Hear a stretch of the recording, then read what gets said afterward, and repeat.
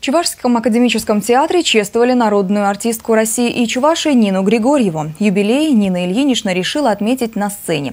Перед зрителями в спектакле «Наследство дедушки из Чикаго». Она предстала в образе Надежды Константиновны. Какую бы роль она ни играла, говорят коллеги по цеху, в каждый образ добавляет что-то от себя. Сама Нина Григорьева рассказывает, что обрела эту черту еще в студенческие годы.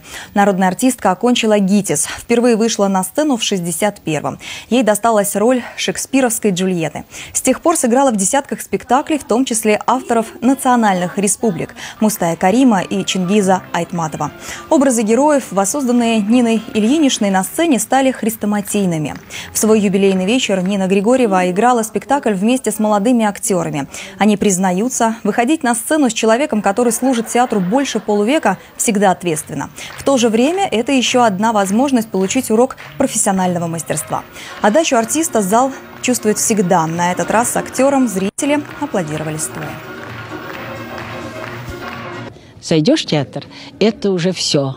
Это уже совершенно другое здоровье у тебя, совершенно по-другому чувствуешь. Все это театр, это лечение, я считаю.